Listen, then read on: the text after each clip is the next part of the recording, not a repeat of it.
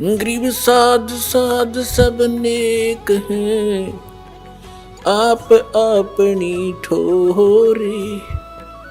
जो सतलोक ले जावेंगे वो साधु कोई और।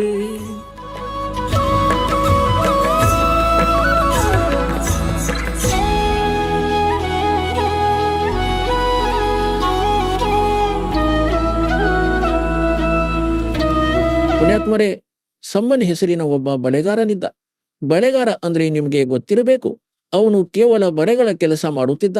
ಮಾತೆ ಹಾಗೂ ಸಹೋದರಿಯರಿಗೆ ಬಳೆಗಳನ್ನು ತೋಡಿಸುತ್ತಿದ್ದ. ಅವನು ಮತ್ತು ಅವನ ಪತ್ನಿಯೂ ಸಹ.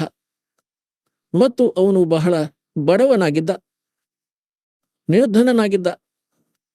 ಆದರೆ ಪರಮಾತ್ಮನ ಪರಮ ಭಕ್ತನಾಗಿದ್ದ. ಇಡೀ ಪರಿವಾರದಲ್ಲಿ 3 ಸದಸ್ಯರಿದ್ದರು. 3 ಸದಸ್ಯರು. ಒಬ್ಬ ಸಮ್ಮನ್, ಅವನ ಪತ್ನಿಯ ಹೆಸರಾಗಿತ್ತು ನೇಕಿ, ಮತ್ತು ಒಬ್ಬ ಪುತ್ರನಿದ್ದ. ಅವನ ಹೆಸರಾಗಿತ್ತು ಶಿವ. ಅವನನ್ನು ಶೇವ್ ಎನ್ನುತ್ತಿದ್ದರು. ಶೇವ್ ಅಪಭ್ರಂಶ ನಾವು ಮಾಡಿಯೇ ಬಿಡುತ್ತೇವೆ, ಸೇವ್ ಎನ್ನುತ್ತಿದ್ದರು. ಹಾಗಾಗಿ ಸೇವ್ ಹೆಸರಿನಿಂದ ಹೆಚ್ಚು ಪ್ರಸಿದ್ಧನಾಗಿದ್ದ. 3 ಸದಸ್ಯರು ಸಹ ಕಬೀರ ಪರಮಾತ್ಮನಿಂದ ದೀಕ್ಷೆ ಪ್ರಾಪ್ತಿಸಿದ್ದರು. ಅವರು ದಿಲ್ಲಿಯಲ್ಲಿ ಇರುತ್ತಿದ್ದರು. ಮೊದಲು ದಿಲ್ಲಿಯು ಇಂದಿನ ಹಾಗೆ ಇರಲಿಲ್ಲ. ಒಂದು ಊರಾಗಿತ್ತು, ಸಣ್ಣದು. ಗುಡಿಸಲಿನಲ್ಲಿ ಜನರು ಇರುತ್ತಿದ್ದರು. ಚಿಕ್ಕ ಚಿಕ್ಕ ಮನೆಗಳು ಇದ್ದವು. ಕೆಲವರು ಶೇಟ್ ಕೂಡ ಇದ್ದರು. ಅವರು ಬೇರೆ ಇದ್ದರು. ಇಂದಿನ ಹಾಗೆ ದೆಹಲಿ ಇರಲಿಲ್ಲ 600 ವರ್ಷಗಳ ಮೊದಲು. ಮತ್ತು ಪರಮಾತ್ಮ ಬನಾರಸ್ ಕಾಶಿಯಲ್ಲಿ ಇರುತ್ತಿದ್ದರು. ಒಬ್ಬ ಕಮಾರ್ ಹೆಸರಿನ ಹುಡುಗನನ್ನು ಅವನ ಜನಾಂಗವು, ಅವನ ಕುಲದ ಜನರು ಅವನ ಮೃತ್ಯುವಾದ ಮೇಲೆ ಜಲಪ್ರವಾಹ ಮಾಡಿದರು. ಮತ್ತು ಒಬ್ಬ ಶೇಖತಕಿ ಹೆಸರಿನ ಪೀರನು, ರಾಜ ಸಿಕಂದರ್ ಲೋದಿ, ದಿಲ್ಲಿಯ ಬಾದ್ಶಾಹನ ಧಾರ್ಮಿಕ ಗುರು ಇದ್ದ. ಮತ್ತು ಸಿಕಂದರ್ ಲೋದಿಗೆ ಒಂದು ಬಹಳ ಅಸಾಧ್ಯ ರೋಗವಿತ್ತು. ಪರಮಾತ್ಮ ಕಬೀರರ ಆಶೀರ್ವಾದದಿಂದ ಅವನು ಸ್ವಸ್ಥನಾಗಿದ್ದ. ಯಾವುದೇ ಔಷಧಿಯಿಂದ ಮತ್ತು ಯಾವುದೇ ಧರ್ಮದ ಮಂತ್ರ ತಂತ್ರ ಮತ್ತು ಆಶೀರ್ವಾದದಿಂದ ಸ್ವಸ್ಥನಾಗಿರಲಿಲ್ಲ. ಈ ಕಾರಣದಿಂದ ಸಿಕಂದರ್ ಲೋಧಿ ಪರಮಾತ್ಮ ಕಬೀರರಿಂದ ಬಹಳ ಪ್ರಭಾವಿತನಾಗಿದ್ದ. ಮತ್ತು ಆ ಕಡೆಯಿಂದ ಸಿಕಂದರ್ ಲೋಧಿಯ ಧಾರ್ಮಿಕ ಗುರು ಶೇಖ್ ತಕಿ ಏನಿದ್ದ, ಅವನು ಈರ್ಷ್ಯ ಮಾಡತೊಡಗಿದ ಕಬೀರರಿಂದ. ಅಂದ್ರೆ ಇವನು ಈಗ ಹೆಚ್ಚು ಮಹಿಮೆಯನ್ನು ಪಡೆದಿದ್ದಾನೆ, ರಾಜನ ಹೃದಯದಲ್ಲಿ ಇವನು ಸ್ಥಾನ ಪಡೆದಿದ್ದಾನೆ, ಯಾವುದೇ ಪ್ರಕಾರದಿಂದ ಇವನನ್ನು ಅವಮಾನಿಸುವೆ. ಹೇಳುತ್ತಾರೆ, 2 ಮಂತ್ರಿಗಳ, 2 ಫಕೀರರ ಮತ್ತು 2 ಪೀರರ ಮಧ್ಯ ಪರಸ್ಪರ ಹೊಂದಾಣಿಕೆ ಆಗುವುದೇ ಇಲ್ಲ. ಇದಂತೂ ತಿಳಿಯಿರಿ. ಹೇಗೆಂದ್ರೆ, ಒಂದು ಕವಚದಲ್ಲಿ 2 ಖಡ್ಗಗಳು. ಎಂದಿಗೂ ನೋಡಿಲ್ಲ, ಕೇಳಿಲ್ಲ. ಶೇಖ್ ತಕಿ ಹೆಚ್ಚಾಗಿ ಇದೇ ಪ್ರಯತ್ನದಲ್ಲಿ ಇರುತ್ತಿದ್ದ, ಯಾವುದೇ ಪ್ರಕಾರದಿಂದ ಅವಮಾನಿಸಬೇಕೆಂಬ. ಸಿಕಂದರ್ ಲೋಧಿಯು ಯಾವುದೋ ಕಾರಣದಿಂದ ಸ್ವಾಮಿ ರಾಮಾನಂದರ ತಲೆ ಕತ್ತರಿಸಿದ. ಅವರು ಮೃತ್ಯುವಿಗೆ ಪ್ರಾಪ್ತವಾಗಿದ್ದರು. ಮತ್ತು ಕಬೀರ ಪರಮಾತ್ಮನು ಸಿಕಂದರ್ ಲೋಧಿ ಮತ್ತು ಸಾವಿರಾರು ವ್ಯಕ್ತಿಗಳ ಮುಂದೆ ಅವರನ್ನು ಜೀವಿತಗೊಳಿಸಿದರು. ಈ ಮಾತಿನಿಂದ ಸಿಕಂದರ್ ಲೋಧಿಯು ಬಹಳ ಪ್ರಭಾವಿತನಾಗಿದ್ದ. ಅಂದ್ರೆ ಇವರಂತೂ ನಿಜವಾಗಿಯೂ ಅಲ್ಲಾಹ್ ಬಂದಿದ್ದಾರೆ, ಸ್ವತಃ ಭಗವಂತ ಬಂದಿದ್ದಾರೆ. ಕಬೀರ್ ಸಾಹೇಬರು ಅಲ್ಲಾಹು ಅಕ್ಬರ್. ಈಗ ಅಲ್ಲಾಹು ಅಕ್ಬರ್ ಇದೇ ಕೆಲಸವನ್ನು ಮಾಡುತ್ತಾರೆ. ಸತ್ತವರನ್ನು ಜೀವಿತಗೊಳಿಸುವುದು, ರೋಗಿಯನ್ನು ಸ್ವಸ್ಥಗೊಳಿಸುವುದು, ನಿರ್ಧನನಿಗೆ ಧನ ಕೊಡುವುದು. ಭಗವಂತ ಈ ಕೆಲಸವನ್ನೇ ಮಾಡುತ್ತಾನೆ. ಆಗ ಅವರು ಎಲ್ಲ ಕೆಲಸವನ್ನು ಮಾಡುತ್ತಿದ್ದರು. ಸಿಕಂದರ್ ಲೋಧಿಗೆ ದೃಢ ವಿಶ್ವಾಸವಾಯಿತು, ನಿಜವಾಗಿಯೂ ಗಾಡ್ ಆಗಿದ್ದಾರೆ, ಖುದಾ. ಪರಮಾತ್ಮ ಹೇಳುತ್ತಾರೆ, ರಾಜ ತಜನಾ ಸಹಜ ಹೈ ಸಹಜ ತ್ರಿಯಾ ಕಾನೆ ಮಾನ ಬಡಾಯಿ ಈರ್ಷಾ ಭಯ ದುರ್ಲಭ ತಜನಾ ಎ. ರಾಜ್ಯವನ್ನು ತ್ಯಜಿಸಬಹುದು, ತಮ್ಮ ಸುಂದರ ಪತ್ನಿಯನ್ನು ಸಹ ತ್ಯಜಿಸಬಹುದು. ಮತ್ತು ಹೇಳುತ್ತಾರೆ, ದೊಡ್ಡಸ್ತಿಕೆ ಮತ್ತು ಈರ್ಷೆ ಇವುಗಳನ್ನು ತ್ಯಜಿಸುವುದು ಕಠಿಣವಾಗಿದೆ ಜೀವಿಗೆ. ಇವುಗಳನ್ನು ತ್ಯಜಿಸದೆ ಭಗವಂತ ಸಿಗಲಾರ. ಮಾತು ಅಲ್ಲಿಯೇ ಉಳಿಯಿತು. ಹೀಗೆ ಈರ್ಷೆಯಿಂದಾಗಿ, ರಾಗದ್ವೇಷ ವಶನಾಗಿ ಯಾವುದೇ ಪ್ರಕಾರದಿಂದ ಈ ಕಬೀರನನ್ನು ಸುಳ್ಳನೆಂದು ಸಾಬೀತುಪಡಿಸಬೇಕು. ಆಗ ಇವನ ಮಹಿಮೆ ಕಡಿಮೆಯಾಗುವುದೆಂದು ಅದೇ ನಿರೀಕ್ಷೆಯಲ್ಲಿ ಇರುತ್ತಿದ್ದ. ಒಂದು ದಿನ ಸಿಕಂದರ್ ಲೋಧಿಗೆ ಹೇಳಿದ, ನೀವು ಇವನ ಬಹಳ ಮಹಿಮೆಯನ್ನು ಹಾಡುತ್ತೀರಿ. ಇವನು ಸತ್ತವನನ್ನು ಜೀವಿತಗೊಳಿಸಿದ, ಸ್ವಾಮಿ ರಾಮಾನಂದರನ್ನು ಜೀವಿತಗೊಳಿಸಿದ ಹಾಗೂ ಹೇಳುತ್ತೀರಿ ನಿಮ್ಮನ್ನು ಸ್ವಸ್ಥ ಮಾಡಿದನೆಂದು. ಒಂದೊಮ್ಮೆ ಇವನು ಯಾವುದಾದರೂ ಹೆಣವನ್ನು ಜೀವಂತಗೊಳಿಸಿದರೆ ಒಪ್ಪುವೆ, ಇಲ್ಲದಿದ್ದರೆ ಮುಸಲ್ಮಾನರನ್ನು ನಿನ್ನ ವಿರೋಧಿಯನ್ನಾಗಿಸುವೆ ಸಿಕಂದರ. ಈ ಮಾತಿನಿಂದ ಸಿಕಂದರ್ಗೆ ಟೆನ್ಷನ್ ಆಯಿತು. ಮತ್ತು ಪರಮಾತ್ಮನಿಗೆ ತನ್ನ ಮಕ್ಕಳ ಟೆನ್ಷನ್ ನೋಡಲಾಗದು. ಇವರು ಸಮರ್ಥರು, 1 ನಿಮಿಷದಲ್ಲಿ ಟೆನ್ಷನ್ ದೂರ ಮಾಡುತ್ತಾರೆ. ಸಿಕಂದರ್ ಲೋಧಿಗೆ ಕೇಳಿದರು, ಏನು ಸಮಸ್ಯೆ ಬಂತು ನಿನಗೆ? ಸಿಕಂದರ್ ಲೋಧಿ ಕಾರಣ ತಿಳಿಸಿದ. ಅದಕ್ಕೆ ಪರಮಾತ್ಮ ಹೇಳಿದರು, ಶೇಖತಕಿಗೆ ಹೇಳು, ಯಾವುದಾದರೂ ಹೆಣವನ್ನು ತರಲು ಮತ್ತು ಪ್ರಾರ್ಥಿಸೋಣ ಭಗವಂತನಲ್ಲಿ. ಸ್ವಲ್ಪ ಮರೆಮಾಚುತ್ತಿದ್ದರು ದಾತ ತಮ್ಮನ್ನು. ಸಿಕಂದರ್ ಲೋಧಿಗಂತೂ ಗೊತ್ತಿತ್ತು, ಇವರು ಹೇಳಿದ್ರೆ ಮುಗೀತು ಅಂತ. ಕಬೀರರು ಹೇಳಿದ್ದಾರೆ, ಮಾರುತ್ತೇನೆ ಜೀವಂತ, ತನ್ನಿ ಯಾವುದಾದರೂ ಹೆಣ. ಹೇಳ್ತಾನೆ, ಎಲ್ಲಿಂದ ತರಲಿ ಹೆಣವನ್ನು? ಸಮಯ ಬಂದಾಗ ನೋಡೋಣ, ಹೆಣ ಇದ್ದಾಗ ನೋಡೋಣ. ಈಗ ಪರಮಾತ್ಮ ಯೋಚಿಸಿದರು, ಈ ಟೆನ್ಷನ್ ಬಹಳ ಸಮಯ ಇರುವುದು ಸಿಕಂದರ್ಗೆ. ಅಷ್ಟರಲ್ಲಿ ಏನಾಯಿತು? ಲೀಲೆ ಮಾಲೀಕನದ್ದು. ಸೋಚಲ್ ಛಿದ್ರ ಮೇಕರು ಅಪನೆ ಜನಕ್ಕೆ ಕಾಜ್. ಅಷ್ಟರಲ್ಲಿ ಒಬ್ಬ ಕಮಾಲ್, ಹೆಸರಂತೂ ನಂತರ ಇಟ್ಟರು, 12-13 ವರ್ಷದ ಬಾಲಕನ ಮೃತ್ಯುವಾಗಿತ್ತು. ಮತ್ತು ಕೆಲವು ಕುಲಗಳಿವೆ, ಕೆಲವು ಜನಾಂಗಗಳಿವೆ. ಅವರು ಭೂಮಿಯಲ್ಲಿ ಓಡುವುದಿಲ್ಲ, ದಹನವೂ ಮಾಡುವುದಿಲ್ಲ ಅಗ್ನಿಯಲ್ಲಿ, ಮತ್ತು ಅವರು ಜಲಪ್ರವಾಹ ಮಾಡುತ್ತಾರೆ. ಅವರಲ್ಲಿ ಅಂತಿಮ ಸಂಸ್ಕಾರ ಮಾಡುವುದೇ ಹಾಗೆ. ಅಂದರೆ ಇವನ ಶವವನ್ನು ಮೀನುಗಳು, ಜೀವ ಜಂತುಗಳು ತಿಂದು ಆಶೀರ್ವಾದ ನೀಡುತ್ತವೆ. ಈಗ ಇದಂತೂ ಮಣ್ಣು ಆಗಿದೆ, ಇವನ ಶವವನ್ನು ಜಲಪ್ರವಾಹ ಮಾಡೋಣವೆಂದು ಒಂದು ಸುಂದರವಾದ ಫ್ಲೋಟಿಂಗ್ ತೆಪ್ಪ ಮಾಡುತ್ತಾರೆ. ಬಿದಿರು ಅಥವಾ ಹುಲ್ಲಿನದು ಅದು ತೇಲುತ್ತಿರುತ್ತದೆ. ಸ್ವಲ್ಪ ಸಮಯದ ತನಕ ಫ್ಲೋಟಿಂಗ್ ತರಹ ಮಾಡಿ ಅದರ ಮೇಲೆ ಮಲಗಿಸಿ ಜಲಪ್ರವಾಹ ಮಾಡುತ್ತಾರೆ. ಅದು ತೇಲುತ್ತಾ ಬರುತ್ತಿತ್ತು. ಎಲ್ಲರೂ ನೋಡಿದರು, ಹೆಣ ಬಂತು, ಹೆಣ ಬಂತು. ನದಿಯ ದಂಡೆಯಲ್ಲಿ ನಿಂತಿದ್ದರು. ಎಲ್ಲರೂ ಕಾಕತಾಳೀಯವಾಗಿ ಅಲ್ಲೇ ನಿಂತಿದ್ದರು. ಸಿಕಂದರ್ ಲೋಧಿ, ಕಬೀರರು ಮತ್ತು ಸಾವಿರಾರು ಸಂಖ್ಯೆಯಲ್ಲಿ ಸೈನಿಕರು, ಅಂಗರಕ್ಷಕರು, ಬಾಣಸಿಗರು, ಬೇರೆ ನೌಕರರು. ಪರಮಾತ್ಮ ಹೇಳಿದರು, ನೋಡು ಶೇಖ್ ತಕ್ಕಿ, ಶವ ಬಂತು, ಮೊದಲು ನೀನು ಟ್ರೈ ಮಾಡು, ಇಲ್ಲದಿದ್ರೆ ನಂತರ ಹೇಳುವೆ ನಾನು ಮಾಡುತ್ತಿದ್ದೆ ಎಂದು. ಎಲ್ಲರೂ ಅಂದರು, ಸರಿ ಇದೆ ಶೇತಕಿಯವರೇ, ಪೈಲ್ವಾನ್ ಯಾರೆಂದು ಇಬ್ಬರು ಕುಸ್ತಿ ಆಡಿದಾಗಲೇ ತಿಳಿಯುತ್ತದೆ, ನೀವು ಟ್ರೈ ಮಾಡಿ. ಆಗ ತೊಡಗಿದ ಫೂ ಫೂ ಮಾಡಲು. ಆ ಹೆಣವು ಹೋಯಿತು. 2 ಫರ್ಲಾಂಗ್, 600-700 ಅಡಿ ಮುಂದಕ್ಕೆ, 800 ಫೂಟ್ ಮುಂದಕ್ಕೆ, ಕೆಳಗೆ ಅಂದ್ರೆ ನೀರು ಹರಿದು ಹೋಗುವ ಕಡೆ, ಡೌನ್ ಸ್ಟ್ರೀಮ್ನಲ್ಲಿ ಹೋಯಿತು.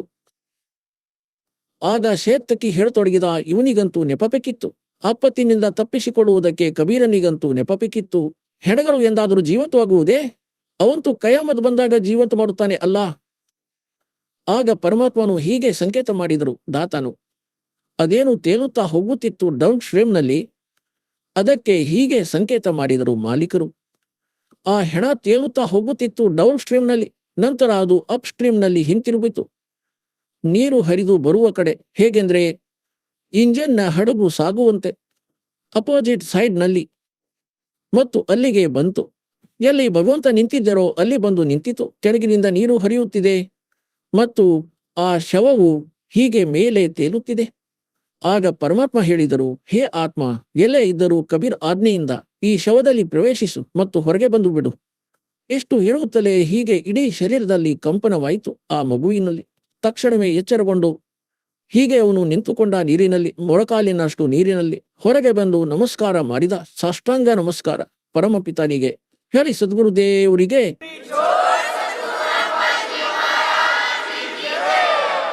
ಎಲ್ಲರೂ ಹೇಳಿದರು, ಕಮಾಲ್ ಮಾಡಿದಿರಿ, ಕಮಾಲ್ ಮಾಡಿದಿರಿ. ಪರಮಾತ್ಮನು ಆ ಬಾಲಕನ ಹೆಸರು ಕಮಾಲ್ ಎಂದು ಇಟ್ಟರು ಮತ್ತು ಅವನನ್ನು ತಮ್ಮ ಮಗನ ರೂಪದಲ್ಲಿ ಇಟ್ಟರು. ಆ ಬಾಲಕನಿಗೆ ಗೊತ್ತಿಲ್ಲ ಯಾರು ಮಾತೆ ಯಾರು ತಂದೆ ಎಂದು. ದಾತನು ಆ ಬಾಲಕನನ್ನು ತಮ್ಮ ಬಳಿ ಇಟ್ಟರು, ಅವನಿಗೆ ಭಕ್ತಿ ಕೊಟ್ಟರು. ಈಗ ಏನಂದ್ರೆ, ಕೆಲವು ದಿನಗಳ ಬಳಿಕ ಪರಮಾತ್ಮನ ಜೊತೆ ಇರುವುದರಿಂದ ಆ ಕಮಾಲ್ನಲ್ಲಿ ಅಭಿಮಾನ ಬಂತು. ರಾಜ್ ತಜನಾ ಸಹಜ ಹೈ, ಸಹಜ ದರಿಯಾ ಕಾ ನೇ, ಮಾನ್ ಬಡಾಯಿ ಈರ್ಷಾ ದುರ್ಲಭ ತಜನಾ ಏ. ಈಗ ಏನಂದ್ರೆ, ಪರಮಾತ್ಮ ಲೀಲೆಯನ್ನು ಮಾಡುತ್ತಾರೆ. ಅವರು ಸ್ವಲ್ಪ ಏಜ್ಡ್ ಆದ್ರು ಲೀಲಾಮಯ ಶರೀರದಲ್ಲಿ. ಮತ್ತು ಆ ಕಮಾಲ್ ಹೆಸರಿನ ಬಾಲಕನು 17-18 ವರ್ಷದವನಾದ ಯುವಕ. ಭಕ್ತಿ ಸಿಕ್ಕಿತ್ತು, ಜ್ಞಾನವನ್ನಂತೂ ಪ್ರತಿದಿನ ಕೇಳುತ್ತಿದ್ದ. ತನ್ನ ಭಗವಂತ ಹಾಗೂ ಸಾಕು ತಂದೆಯ ಜೊತೆ. ಅವರಂತೂ ಎಲ್ಲರ ತಂದೆ. ಕಬೀರ್ ಸಾಹೇಬರು ಹಾಗಂತೂ ಎಲ್ಲರ ತಂದೆ, ಎಲ್ಲರ ಜನಕ, ಎಲ್ಲರ ಪಾಲಕರು. ಈಗ ಇಂತಹ ತಪ್ಪಾಗಿ ಬಿಡುತ್ತದೆ ನಮ್ಮಿಂದ. 4 ಮಾತುಗಳನ್ನು ಕಲಿತು ಈ ಜ್ಞಾನವನ್ನು ಕೇಳಿ ನಾವು ಸ್ವಯಂ ಮುಕ್ತಾರರಾಗಿ ಪ್ರಭುತ್ವದ ಪಾತ್ರರಾಗ ಬಯಸುತ್ತೇವೆ. ಇದು ಜೀವಿಯ ಎಲ್ಲಕ್ಕಿಂತ ದೊಡ್ಡ ತಪ್ಪು ಮತ್ತು ದುರ್ಭಾಗ್ಯವಾಗಿದೆ. ಈ ಭಕ್ತ ಸಮಾಜವು ಸಹ ಜ್ಞಾನದ ಅಭಾವದಿಂದ ಯಾರೋ ಒಬ್ಬ ಸ್ವಲ್ಪ ಜ್ಞಾನದ ವಚನಗಳನ್ನು ಕೇಳಿಸಿಕೊಂಡು ದಾಸನಿಂದ ಪಡೆದು ಅವನು ಸ್ಪಷ್ಟವಾಗಿ ಹೇಳತೊಡಗಿದರೆ ಎಲ್ಲರೂ ಅವನಿಗೆ ಆಸಕ್ತರಾಗುತ್ತಾರೆ. ವಾಹ್, ಬಹಳ ಚೆನ್ನಾಗಿ ಹೇಳುತ್ತಾನೆಂದು. ಅವನೇನು ಹೇಳ್ತಾನೆ ಮಣ್ಣು. ಮತ್ತು ನಂತರ ಅದೇ ಮಾತಾಗುತ್ತದೆ, ಗುರು ಕೋ ತಜೆ ಭಜೆಸು ಅನ್ನ ತಾಪಸು ಹಾಕೋ ಫೋಕಟಿಗೆ ಅನ್ನ. ಗುರುವನ್ನು ಬಿಟ್ಟು ಅನ್ಯರಿಗೆ ಆಸಕ್ತರಾದರೆ ಅದು ವ್ಯರ್ಥ ಜ್ಞಾನವಾಗಿದೆ ಆ ಜನರದ್ದು. ಹೇಗೆಂದ್ರೆ, ನಾವು ಭಗವಂತನನ್ನು ಬಿಟ್ಟು ಈ ಕಾಲನಿಗೆ ಆಸಕ್ತರಾಗಿದ್ದೆವು, ಅದಕ್ಕೆ ದುಃಖ ಪಡುತ್ತಿದ್ದೇವೆ. ಹೀಗೆ ಈ ಪ್ರಕಾರ ನಾವು ಪತಿವ್ರತೆಯ ಪದವಿಯಿಂದಲೂ ಸಹ ಬೇಡಬಾರದು. ಜ್ಞಾನವಂತೂ ಭಗವಂತನದಾಗಿದೆ. ಹೇಳುವವನು ಯಾವ ರೀತಿಯಲ್ಲೂ ಹೇರುತ್ತಿರಲಿ, ಅದು ಅವನ ಜ್ಞಾನವಲ್ಲ. ಅವನಿಗೆ ಆಕರ್ಷಿತರಾಗಬಾರದು ನಾವು, ಇಲ್ಲದಿದ್ದರೆ ಪತಿವ್ರತೆಯ ಪದವಿಯಿಂದ ಬಿದ್ದು ನಾಮರಹಿತರಾಗುತ್ತೇವೆ. ಹಾಗಾಗಿ ಯಾರೇ ವಕ್ತಾರ ಅಲಿಯುತ್ತಿರಲಿ, ಅವನು ಕರ್ಮಹೀನ ವ್ಯಕ್ತಿ. ನಂತರ ಅವನಲ್ಲಿ ಮಹಿಮೆಯ ಹಸಿವು ಉಂಟಾಗುತ್ತದೆ. ಇದೇ ರೋಗ ತಗುಲಿತು ಕಮಾಲನಿಗೆ.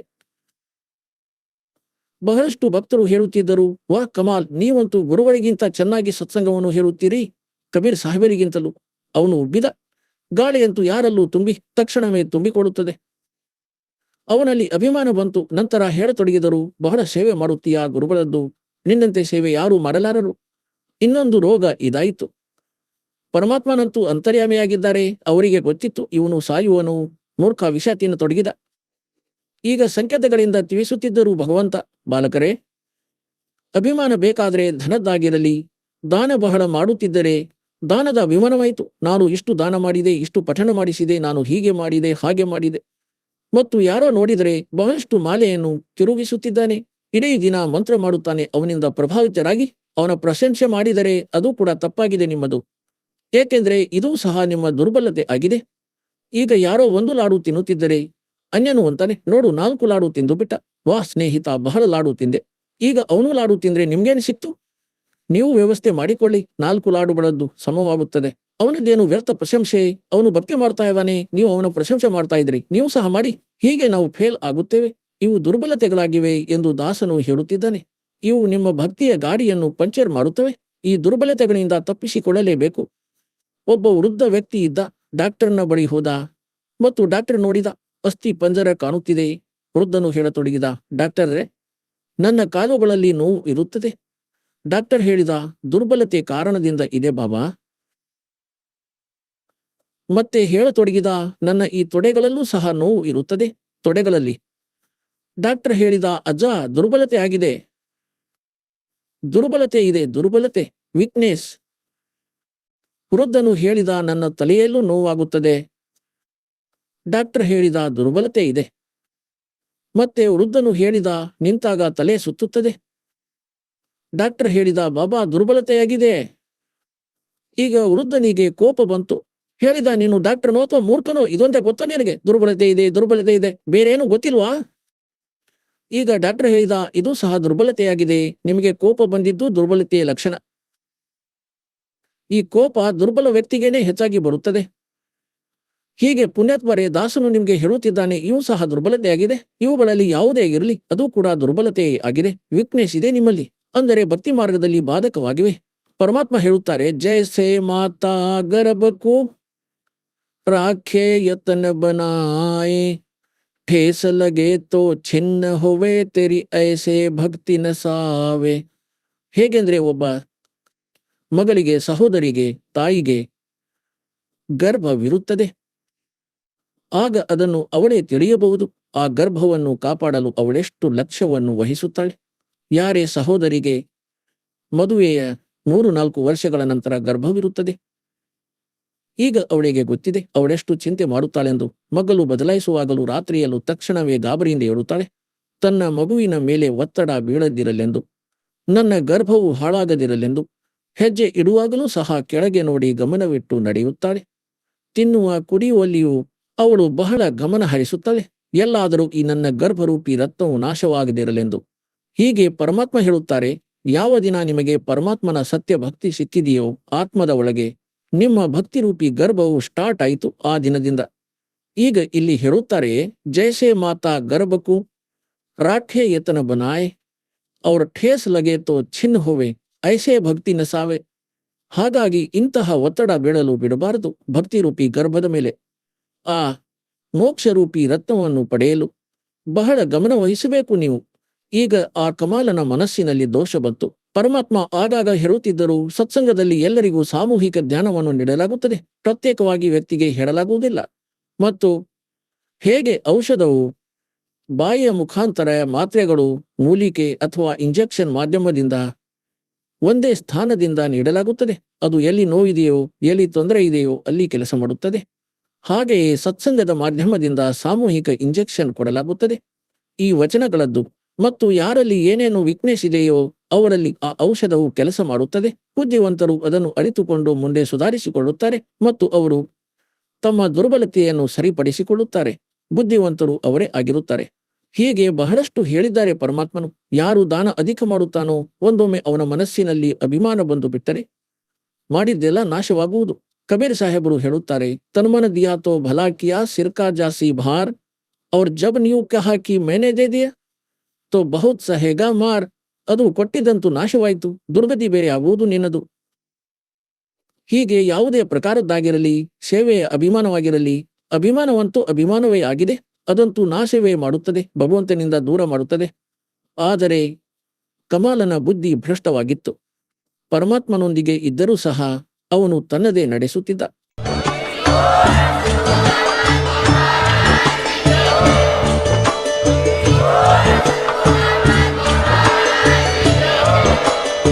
ನೀವು ಕೇಳಿದ್ದೀರಿ ಜಗದ್ಗುರು ತತ್ವದರ್ಶಿ ಸಂತ ರಾಮ್ಪಾಲ್ ಮಹಾರಾಜರ ಮಂಗಳ ಪ್ರವಚನ.